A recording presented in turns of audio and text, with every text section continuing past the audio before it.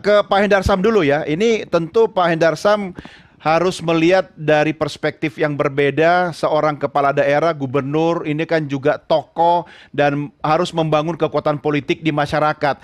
Kalau Pak Hendarsam melihat apa yang dilakukan oleh KDM ini terkait dengan urusan studi tour, perpisahan dan sebagainya itu, Anda melihatnya positif, negatif atau seperti apa, Pak? Jadi saya langsung aja, saya kan tadi Kang Ono sudah menjelaskan dari sisi budget anggaran yang Ya, saya rasa beliau jauh lebih paham masalah itu. Saya ini kalau kita bicara tapi dua komponen tentang masalah sekolah, masalah study tour dengan masalah apa namanya itu wisuda, ya. ya. Kalau bisa dikatakan saya adalah orang yang korban daripada itu. Saya Korban apa, pribadi Pak? korban daripada orang yang study tour, ya. Pada saat saya menjawab, pada saat saya SMP dulu, bagaimana, ya kan? Saya sebagai orang yang tidak mampu pada saat itu, orang tua saya tidak mampu, saya tidak bisa ikut study tour. Dan oleh karena itu, ada disparitas antara kami yang tidak bisa ikut study tour karena tidak mampu untuk bayar, dengan teman-teman kami, teman-teman saya ikut study tour. Ini masih membekas secara psikologis kepada saya sampai dengan saat ini. Itu diwajibkan, harus dipaksa begitu. Ya, tidak diwajibkan, tapi untuk mereka yang mampu. Ya. Kan gitu. Kecuali sekolah mengcover hal ini. Ini hal yang berbeda. Ya kan? Masalahnya kan balik lagi apa yang dikatakan Kang Ono kan studi ini tidak di-cover oleh sekolah. Itu yang pertama. Ya kan? Yang kedua, apa yang tentang masalah apa nama wisuda ya. Wisuda itu sudah clear. Wisuda itu di dalam peraturan dan undang-undang apa namanya pendidikan itu hanya dilakukan di universitas. Yeah. Anda bayangkan dengan bonus demografi yang ada di Jawa Barat, ya, yang sebagian besar penduduknya itu mungkin masyarakat miskin pedesaan, ya kan? Anda bayangkan, saya mungkin kita ini kalangan menengah lah ya. Saya punya 3 anak. Tiap tahun saya harus wisuda. Anak saya dari TK, SD, SMP, SMA kali 3. Anda bayangkan saja, pusing nggak kita untuk ini? Saya simpel-simpel saja. Yeah. Dan itulah yang dirasakan bahwa apa yang dirasakan oleh warga itu beresonansi dengan apa yang dilakukan oleh KDM pada saat ini. Jadi dia melakukan hal yang sifatnya fundamental.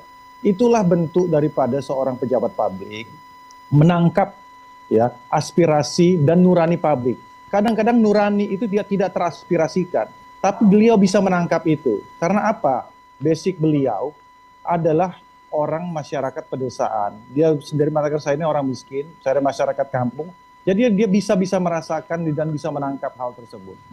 Ya, nah, gini loh. Jadi, sebentar, Pak Hendarsam. Kalau bicara soal wisuda, studi tour, kalau saya misalnya fokus pada bukan gini loh, yang jadi masalah itu kan kalau memberatkan peserta didik ya. Kalau sekolah tidak mampu ya jangan dipaksakan. Tapi bukan berarti soal seremoni, kalau saya pinjam statement anak-anak zaman sekarang kan ada kenang-kenangannya. Itu kan bisa membangun aktivitas sosial mereka dalam kehidupan sehari-hari nanti setelah selesai sekolah. Tidak usah memberatkan, misalnya sekolah bisa mengumpulkan, nggak usah pakai catering atau potluck misalnya orang tua bawa makanan masing-masing, sound system yang ada di sekolah. Itu kan soal teknik dan kreativitas kepala sekolah. Begitu juga tidak boleh menurut Anda? Ya, makanya, tapi kan diskursus tentang masalah ini apakah dikemukakan? Kan enggak juga. Oke. Jadi oleh karena itu kan ini kan belum menjadi sesuatu hal yang mengerucut tentang masalah itu. Tapi apa yang saya maksudkan tadi, ya kan, ketika setiap momen di sekolah itu, apakah harus sifatnya wisuda? Apakah setiapnya harus diseremonialkan? Kan seperti itu. Bisa dilakukan dengan cara-cara lain. Tapi ketika itu secara tanda kutip terlembagaisasi, ya kan, dilembagakan secara tidak langsung, diformalkan, ya diwajibkan, kan? Diformalkan dan diwajibkan dan semua orang harus ikut, maka ini akan terus terang akan sangat memberatkan. Yeah. Fokus daripada orang tua siswa itu adalah menyekolahkan anaknya, ya kan?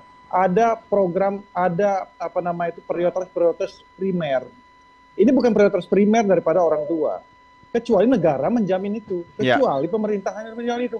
Masalahnya anggarannya itu sudah tidak tercover untuk masalah itu. Memang bukan sesuatu hal yang fundamental masalah itu. Kecuali kalau gitu. Sekolah mungkin kreatif ya, nyari sponsor gitu ya untuk menyelenggarakan acara gitu ya. Saya nggak ini juga tentang masalah itu. Anak saya juga sekolah, ujungnya cari-cari sponsor juga, ujungnya orang tua cari-cari muka juga kok. Ya kan, kepala Cari, sekolah udah cari enggak. muka gimana, Pak? Udah Nas, saya ini anak Maksudnya saya biar enggak. mempengaruhi nilai anak gitu. Ya ada gitu-gitunya juga. Dan Oke, kita sama-sama iya, sama-sama orang tua. siap. Saya bicara empirik. Ya, kalau Oke, yang lain baik. monggo silakan. Tahan dulu Pak Hendar Sam. Ya, pernyataan empirik ini nanti kita diskusi lagi. Tapi saya mau tahu dulu Pak San, Anda di sini posisinya di mana gitu loh. Kalau melihat kebijakannya KDM, Anda seperti apa suaranya? Silakan. Ya, assalamualaikum warahmatullahi Salam. wabarakatuh. Salam sejahtera buat kita semua. Selamat malam. Pertama-tama perlu kita ketahui bukan soal hanya kebijakan. Mm-mm. Kebijakan siapa aja bisa, tetapi lebih daripada itu adalah keberpihakannya. Kepada Keberpihakannya jelas yang Oke. dilakukan oleh KDM itu kepada rakyat miskin.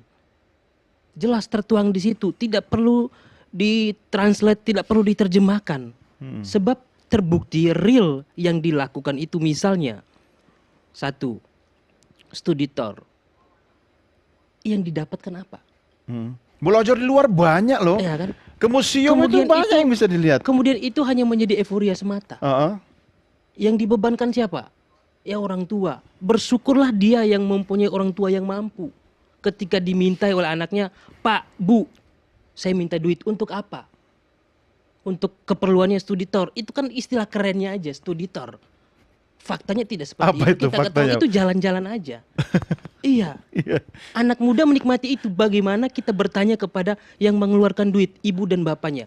Sementara berasnya yang di rumah tinggal seliter, makan untuk malam ini, besok pagi mau berangkat gimana? Oke. Ya kan? Dan Iya. kita melihat faktanya.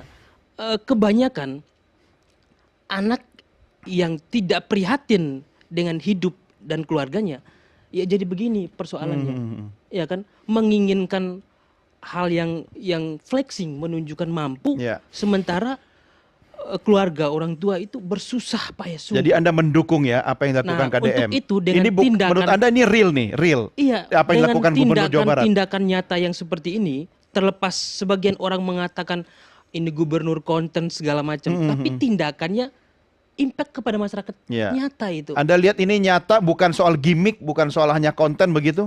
Kemudian kan kita lihat dirasakan nggak masyarakat? Kan banyak juga yang ibu-ibu, bapak-bapak yang datang bersyukur, Pak, terima kasih. Ya, Kebijakan Bapak ini sangat membantu kita. Bayangkan aja untuk sekali studi tour, satu orang anak yang seperti dikatakan oleh kakanda kita, Bang Ono, 4-5 juta ya, misalnya. ya. Iya kan? Kalau misalnya dia punya 3 anak, 5 anak, Mm-mm. dalam setahun Ya, misalnya kali bersamaan, 5. Mm-mm. apakah itu pernah dipertimbangkan? Oke. Ya kan? Nah, dengan keadaan dan keberpihakan kemudian muncullah kebijakan yang seperti ini, saya pikir kami Prabowo Mania sangat support untuk Dukung KDM. ya, Iya. oke. Kalau orang tua ditanya, tentu beragam jawabannya. Tapi Bu Retno tahu nggak anak saya berapa? Anak saya 6.